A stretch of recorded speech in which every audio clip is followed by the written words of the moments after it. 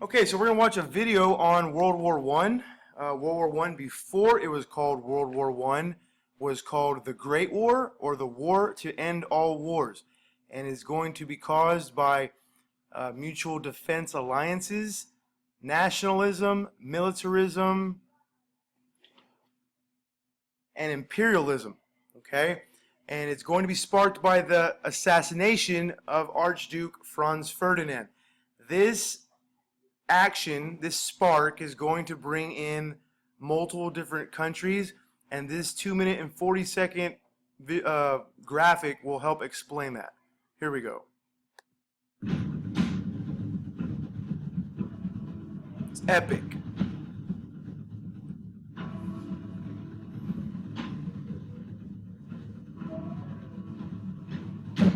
(1914). The great powers of Europe are divided into two rival alliances, the Triple Entente, France, Britain, and Russia. Okay, so one of the teams is called the Triple Entente. This is the team America is going to join. So from American historical point of view, the Triple Entente are the good guys. By fear and suspicion of Germany, Europe's new strongest power.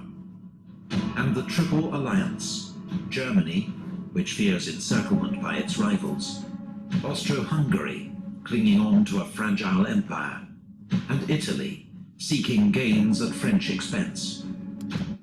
So Italy wants to get into the war, hoping that their side wins, and so when the boundaries or the borders are cut up after the war, Italy will grow larger. The spark comes on the 28th of June in the city of Sarajevo. Sarajevo is the capital of Serbia.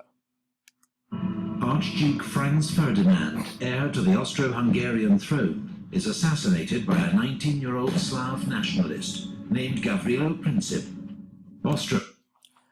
Now, Gavrilo Princip is a member of a Serbian terrorist group called the Black Hand, and so he was 19-year-old, and by him pulling that trigger starts World War I, or as it was called at that time, the Great War.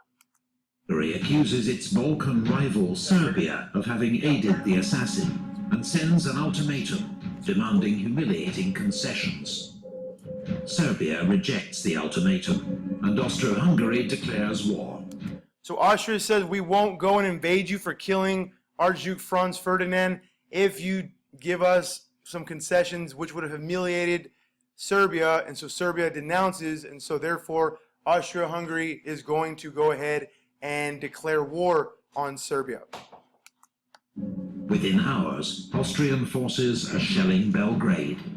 The Russian Tsar, Nicholas II, feels honor-bound to defend Serbia, a fellow Slav nation, and orders the Russian army to mobilize. Mobilizing an army or mobilization is when you give the order to your troops that you're getting ready to go to war. It takes a long time, at least a few weeks to get all the vehicles prepped and everything ready to go. So because Russia's army is so huge, it's going to take a good while. German Emperor Wilhelm II has promised his support to Austro-Hungary. He and his generals see conflict with Russia as inevitable, and the sooner the better, as Russian strength grows year on year. You can always tell when you see these pointy hats that those are the Germans. Germans have pointy hats during World War I. Russian mobilization is used to justify German mobilization, followed by a declaration of war on Russia. Germany knows war with Russia means war with Russia's ally, France. It has developed the Schlieffen Plan to meet this threat of a war on two fronts. Fronts are directions that you're fighting the war. And so both in World War I and in World War II, Germany will have to fight on two fronts, fight on two different directions, which obviously is going to make it a lot harder. First, its armies will advance rapidly through neutral Belgium to encircle and destroy French armies near Paris and win a quick victory. in olden war, or war during this time before, when you capture the country's capital, you have defeated that country.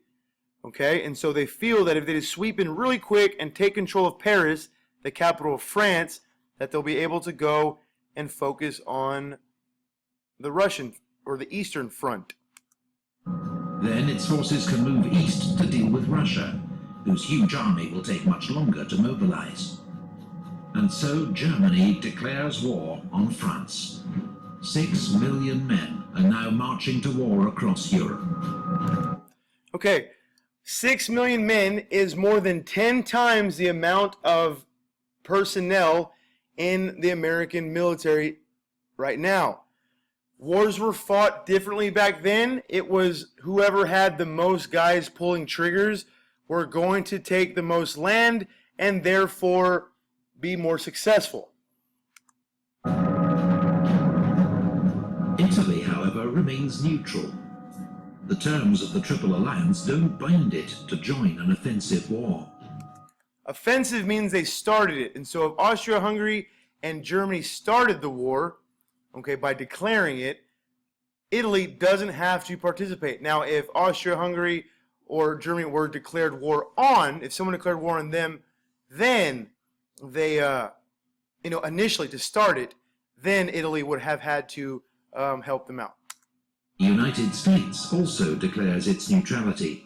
President Wilson and the American public have no desire to get entangled in Europe's war.